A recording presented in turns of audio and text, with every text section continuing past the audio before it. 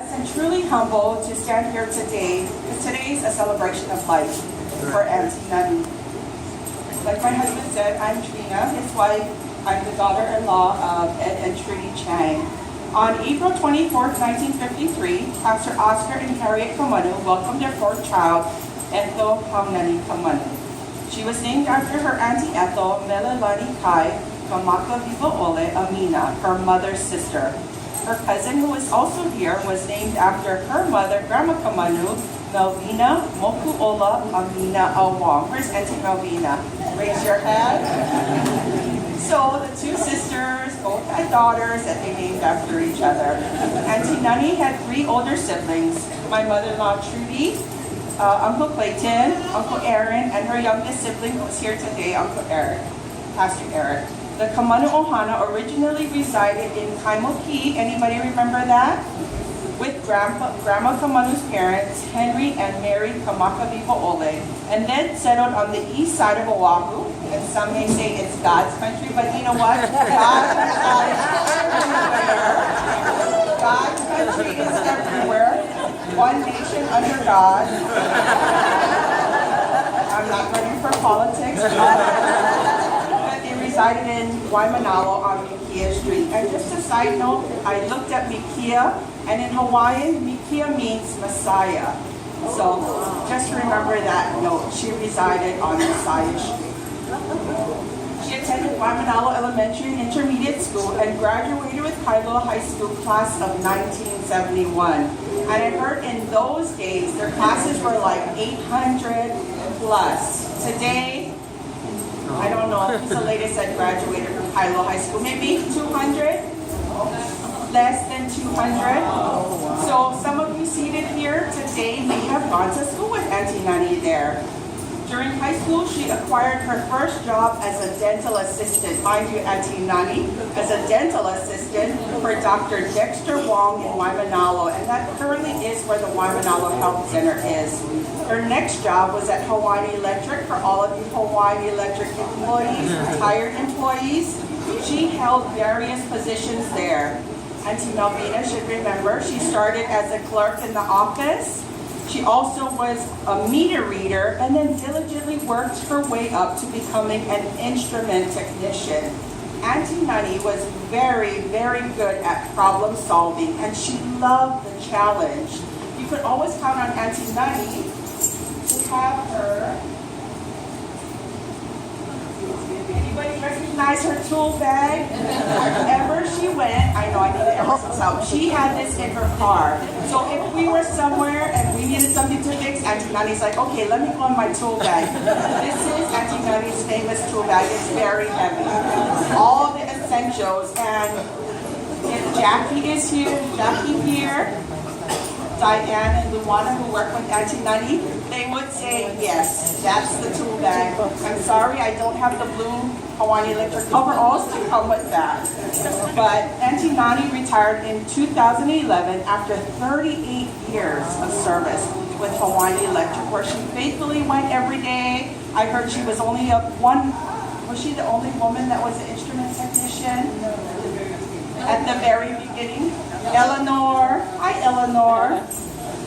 So after 38 years of service, she retired, gladfully.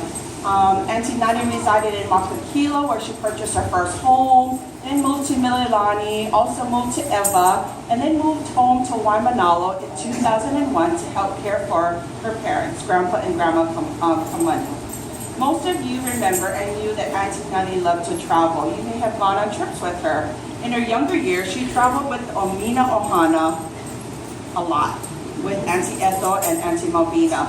I heard on one family trip, they caught the Greyhound bus. Is that true? Yes. And they traveled across the United States within 30 days, going from city to city to city. And that must have been exciting. How many of you were on that trip? Pastor, do you remember? Yeah? Probably was a busload, right? Amen.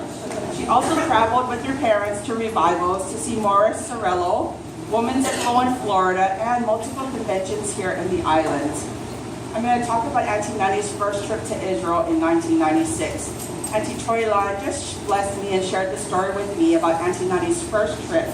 Grandpa Kamanu had asked Auntie Choylan to be Auntie Nani's roommate 2 times, but Auntie Choylan said, I cannot. Auntie Malvina is already set to be her roommate.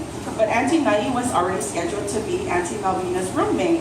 However, Auntie Malvina's plans had changed and she withdrew from the trip. God was already working on his plan for Auntie Nani. Grandpa then asked Auntie Choylan a 3rd time, and she said yes, she would be her roommate.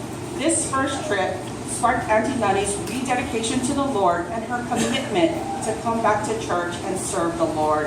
Auntie Nani and Auntie Choylan quickly became best friends and sisters that shared their concerns, cares, hopes, prayers, and a lot of laughter. She traveled to Israel 4 times, in which she assisted in coordinating the travel arrangements, bookings, details, and essentials. You know, Auntie Nani was very concerned for each person that was on the trip, as well as Auntie Choylan, and they ensured that everyone was taken care of, from the youngest to the eldest. They would get up early in the morning, make sure that everybody would be on time, and if somebody was running late, that was just like Auntie Nani to stay behind and wait to make sure that person didn't get left behind, that they got breakfast, that by the time they came back, they got dinner, and see that all their needs were met. So to celebrate Auntie Nani and Auntie Choylan's 60th birthday, they took a cruise to Alaska. Did I say Auntie Nani liked to travel? And they also took a trip to Portland. Auntie Nani also loved to travel to Vegas, Blaine, Debbie, Harding, Trina, Clayson, and Auntie Nani always had the element of surprise. She wouldn't tell you she was coming to visit you. She would just pop in and say, surprise. And then she would tell them, okay, Sunday, what time are we going to church? But Auntie Nani, like Harding said, had many nieces and nephews that she was so fond of. She was like their second mother, maybe even a fairy godmother at times. God knows how many kids there were. She was single. She was always taking them to McDonald's after church, or Pastor Eric told me that he would pick a flower every morning for her and give him how much? $1? For a blueberry of flowers. She'd be like, Eric, you got my flower. So, you know, she just blessed them over and above. She loved each one dearly and constantly encouraged them to seek the Lord. She constantly told them to get to church. But most of all, she wanted them to bring up their family and their children in the admonition of the Lord. That was her greatest concern. Greatest concern. Make sure you bring up your children in the admonition of the Lord. Take them to Sunday school. Let them hear about who Jesus is, because you know what? Jesus is returning soon. So to all of you today, that's her admonition as well. Continue to serve the Lord. Continue to seek Him. And for our nieces and nephews and families, you know she'd be standing over here today, tapping you on your shoulder and said, okay, get to church. Some of Auntie Nani's hobbies were, did you know she played soccer? She played soccer, softball, volleyball. She loved country line dancing, Eleanor, right? And she also liked Korean drama. Like, I've never watched Korean drama. For all of you that watch Korean drama, she just loved it. She could wake up in the morning and she could go to sleep at night watching Korean drama. I'm not sure what her favorite shows were because I couldn't understand it, but that was her favorite. Even when they went on trips, she would take the DVDs and watch it on the trips. But that brought her so much joy. And you know, along the way, she picked up the Korean words and all of that lingo. Auntie Nani also held various roles here in ministry at Kailo Pentecostal Church. She was a Sunday school teacher. She was a treasurer for the board. She helped with her audio-visual media. She was our camping coordinator. She was our prayer partner. And most of all, she was a coordinator for Operation Christmas Child. And if you're not familiar with it, it's a big program that goes on. Our brother David Hui and Sister Choylan are heading that up. But last year, through her tireless efforts, our church here became a relay center for Operation Christmas Child. She attended the pertinent meetings and then informed our church of everything that needed to take place. Mind you, Auntie Nani is very detailed and a little micromanager at the same time. So if she didn't tell you once, she told you 10 times, okay, this is the date, you signed up for this, make sure you're there. She coordinated the volunteers, supplies, and the delivery of the shoe boxes. I remember her saying that the most important thing that we could do was not pack the shoe box, but to pray for each child that would be receiving the shoe box. Auntie Nani also loved to share the Bible with everyone, and she's the only person I know that was especially keen of the genealogy in the Bible. All the way from the beginning, from Adam and Eve, all the way to the end. She would get maps, charts, books, and she would share it with us. And I'm like, Auntie Nani, do we really have to know every number? She was going to share it with you so you can remember it. Amen. But most of our KPC family here knew that if we were having a potluck blessing or on the Sunday morning breakfast while we were camping, they knew what to expect. Boy donuts from Tam Bakery. If you didn't have some this morning, we had it out there. That was her favorite, and she would always bless us. So everybody would be like, oh, Sunday morning camping, we get to wake up and have some boy donuts.